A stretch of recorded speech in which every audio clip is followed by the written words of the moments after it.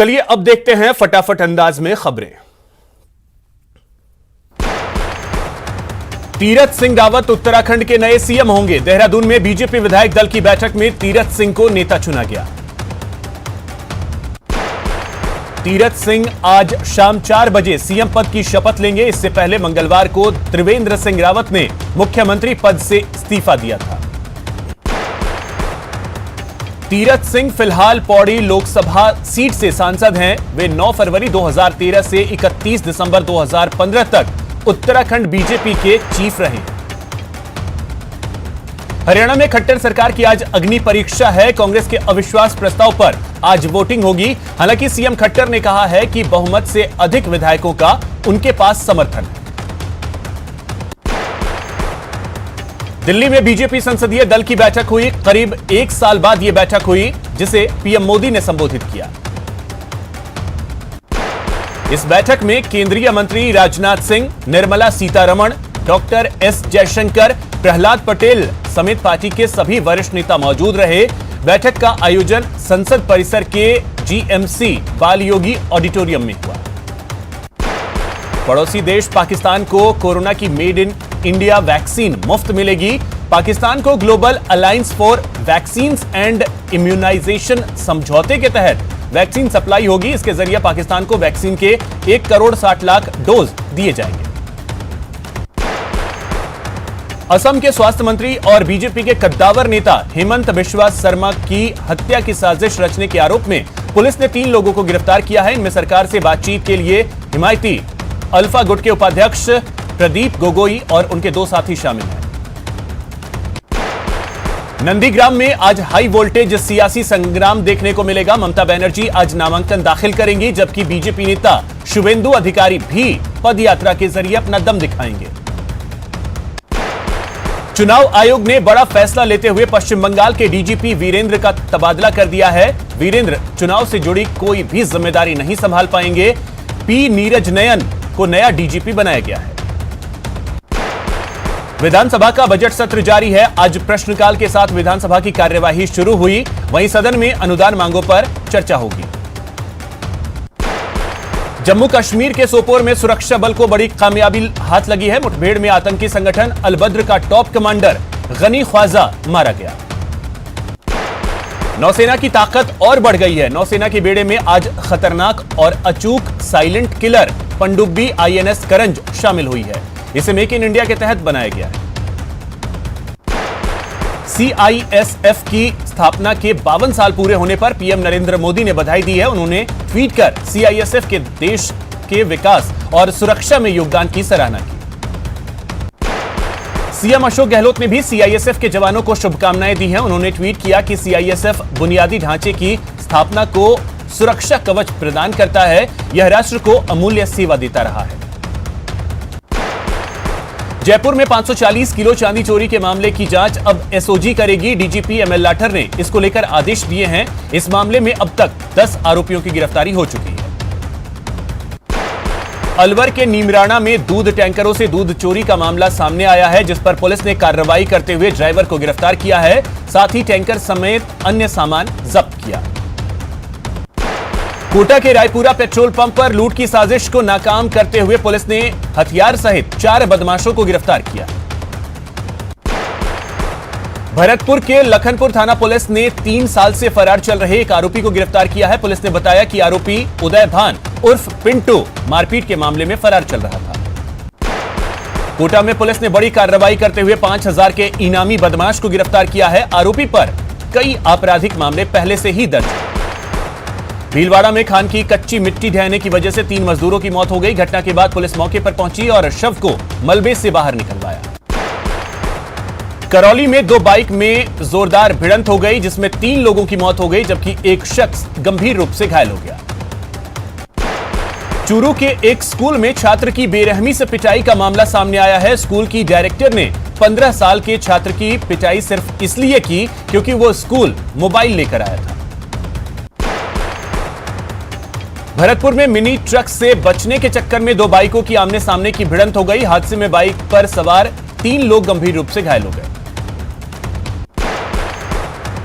जोधपुर शहर के doctor SN medical college में रेजिडेंट डॉक्टर्स आज से आंदोलन शुरू कर रहे हैं। ये डॉक्टर्स मेडिकल कॉलेज के हॉस्टल की बदहाल व्यवस्थाओं को लेकर 2 दिन की हड़ताल पर हैं।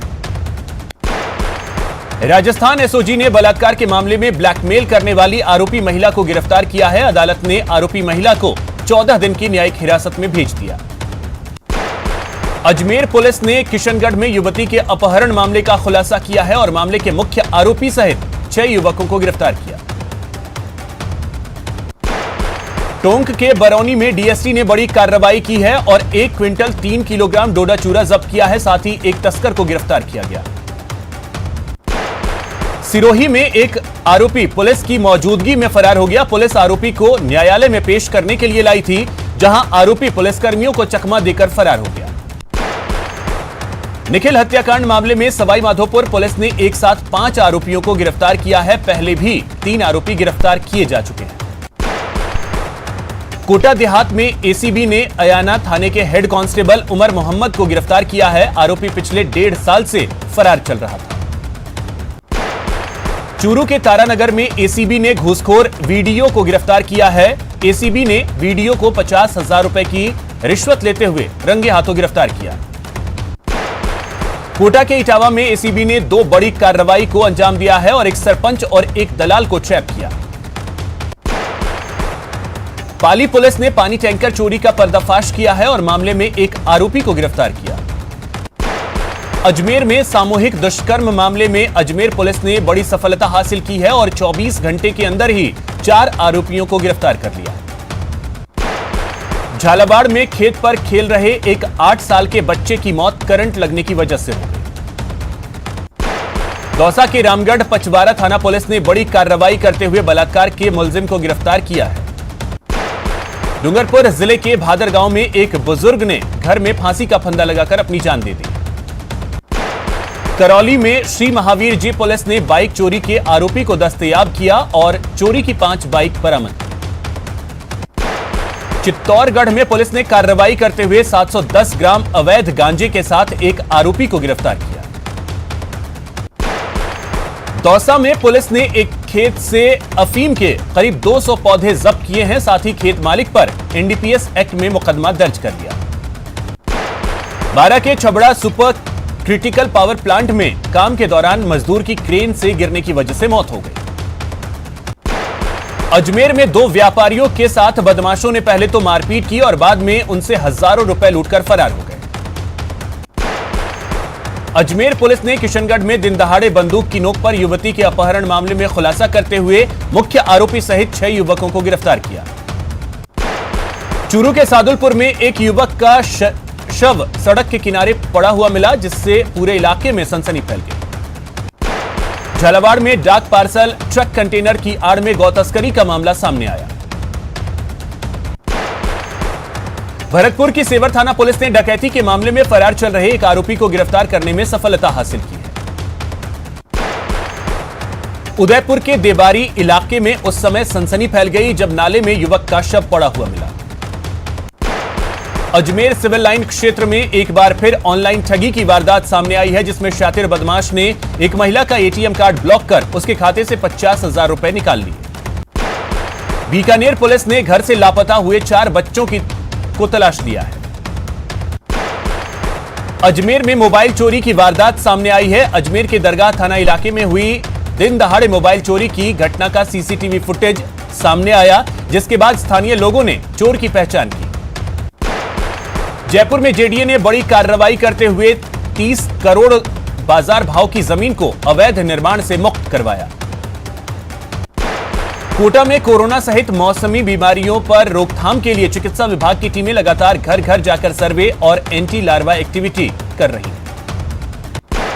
कोटा में 6 चिकित्सा संस्थानों पर प्रधानमंत्री सुरक्षित मातृत्व अभियान का आयोजन किया गया।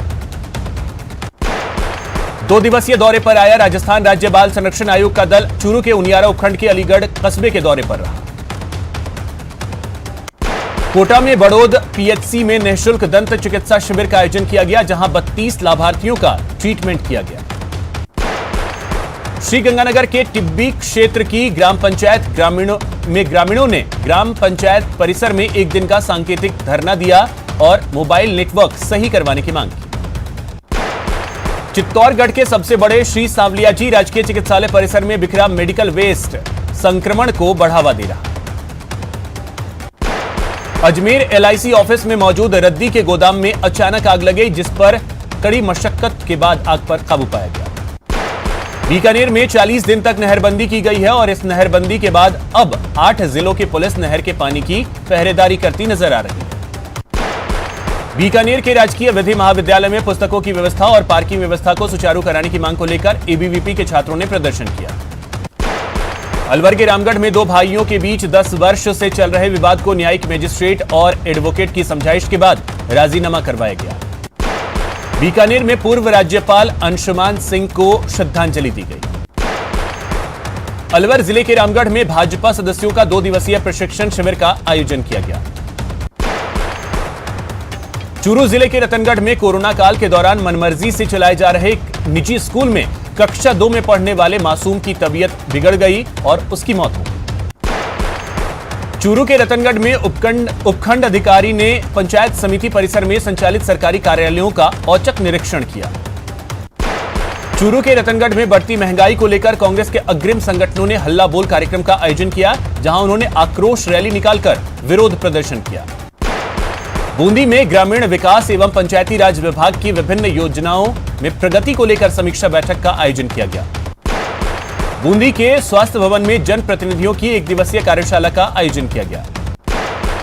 सवाई माधोपुर में घुश्मेश्वर महादेव मंदिर में आयोजित होने वाले महाशिवरात्रि महोत्सव को लेकर समीक्षा बैठक का आयोजन किया गया। सीकर में अंतर्राष्ट्रीय महिला दिवस के साप्ताहिक कार्यक्रम के तहत मीडिया कार्यशाला और सम्मान समारोह का आयोजन किया गया। गहलोत सरकार युवाओं को पार्टी से जोड़ने के लिए युवा पीढ़ी को आजादी के संघर्ष की गाथा से परिचित कराएगी। चूरू के सुजानगढ़ में ADM और SDM ने विभागीय कार्यालयों का निरीक्षण किया। सवाई माधोपुर में विवाहिता को अपहरण करने के मामले में परिजनों ने थाने में मामला दर्ज करवाया। अलवर के रामगढ़ में पेयजल समस्या को लेकर रामगढ़ कस्बे में की महिलाओं ने विरोध प्रदर्शन किया। कोटा के फाट के डाबरा गांव की महिलाओं ने जिला कलेक्ट्रेट पर धरना प्रदर्शन किया। झुंझुनू के पिलानी में मासूम के साथ हुई दुष्कर्म की वारदात के बाद आरोपियों को कड़ी सजा की मांग की जा रही है। कोटा के रावत भाटा रोड पर स्थानीय लोगों ने सार्वजनिक निर्माण विभाग के दफ्तर पर जाकर अर्धनग्न प्रदर्शन किया। भरतपुर में सरसों के दामों में सीजन के समय भी लगातार बढ़ोतरी हो रही है। भाव 5350 रुपए तक पहुंच गया है।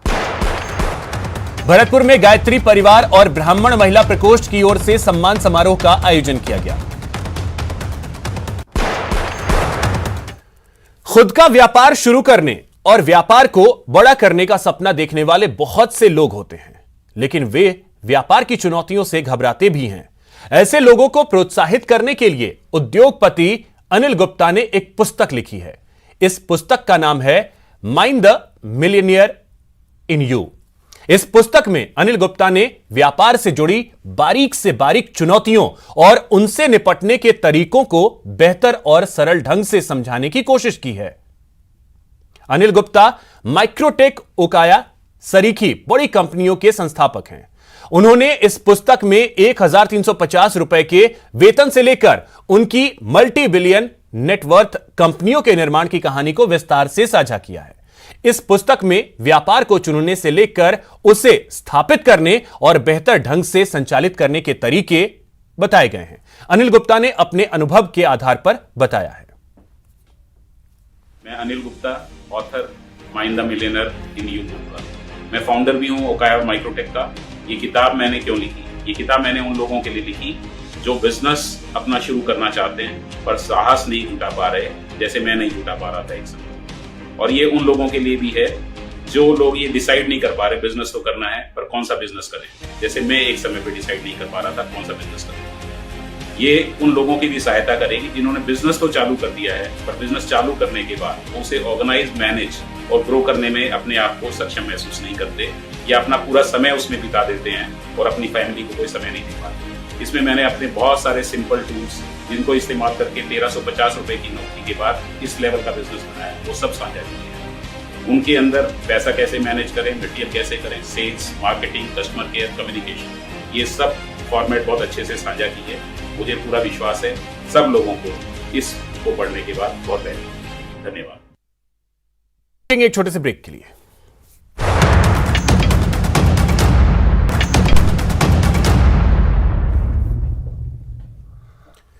ब्रेक के बाद आपका स्वागत है। चलिए रुख करते हैं खबरों की ओर। कोटा के ऑटो मैकेनिकों ने बाइक और मोपेड में भी सीएनजी किट फिट करके दुपहिया वाहन के सफर को किफायती और पोल्यूशन मुक्त करने का जुगाड़ तैयार किया है। जुगाड़ तैयार करने वाले सुरक्षा के भी पूरे इंतजाम होने का दावा कर रहे हैं। कोटा एसीबी की गिरफ्त में आए गैंता सरपंच और एएसआई के दलाल को आज कोर्ट में पेश किया जाएगा। कोटा के नया गांव आंवली रोजड़ी इलाके में कोबरा निकलने से हड़कंप मच गया।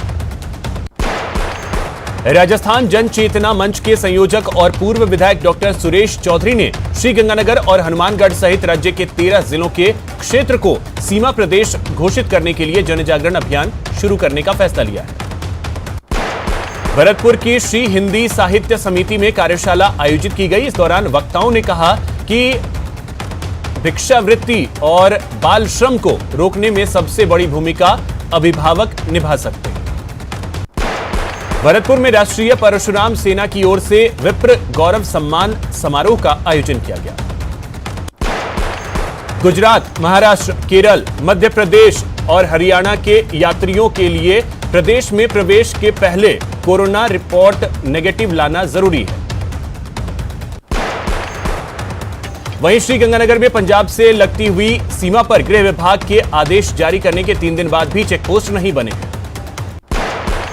कोटा में एक बुजुर्ग दंपत्ति 2 दिन से टीका लगवाने के लिए सेंटर की चक्कर लगा रहे हैं, लेकिन चिकित्सा विभाग की ओर से राहत नहीं मिल पाई। कोटा में 2 दिन पहले एक बुजुर्ग दंपत्ति को बिना टीका लगे ही ऑनलाइन सर्टिफिकेट जारी हो गया था। भरतपुर के डीग पंचायत समिति में एसडीएम की अध्यक्षता में बैठक का आयोजन किया गया, जिसमें कोरोना वैक्सीनेशन की समीक्षा की गई। केंद्र ने कोरोना से निपटने के लिए सभी राज्यों को सलाह दी है। कहा, वैक्सीनेशन तेज करने के लिए रोडमैप तैयार करें। देश में वैक्सीन की कोई कमी नहीं है। राजस्थान को आज वैक्सीन की 8 लाख डोज मिलेगी। 6 लाख डोज जयपुर और 2 लाख डोज उदयपुर पहुंचेगी। देश भर में कोरोना के बीते 24 घंटे में 16,846 नए केस सामने आए हैं, जिसके बाद अब तक का कुल आंकड़ा 1,12,61,000 को पार कर गया। वहीं बीते 24 घंटे में कोरोना की वजह से 113 लोगों की मौत हुई है, जिसके बाद मौत का आंकड़ा अब तक का 1,58,043 हो गया। झारखंड के सिमडेगा में आज से 11वें राष्ट्रीय सब जूनियर महिला वर्ग हॉकी चैंपियनशिप की शुरुआत हुई। इस चैंपियनशिप में 26 टीमें हिस्सा ले रही हैं, जिसमें से 20 राज्यों की टीम पहुंच चुकी है, जबकि 6 राज्यों की टीम आज यहां पहुंचने वाली है। आज हरियाणा और राजस्थान के बीच मैच हुआ, जिसमें 31-0 से हरियाणा ने राजस्थान को हराया। सरहद की बंदिशों और कानूनी कार्रवाई ने भले ही 2 साल बर्बाद कर दिए, लेकिन आखिरकार पिया मिलन की रुत आ गई। पाकिस्तान की 2 दुल्हन अपने ससुराल अपने पति के पास लौट आई हैं। क्या है पूरी कहानी, देखिए बाड़मेर से प्रेमदान देथा की ये रिपोर्ट। सरहद पार से लौटी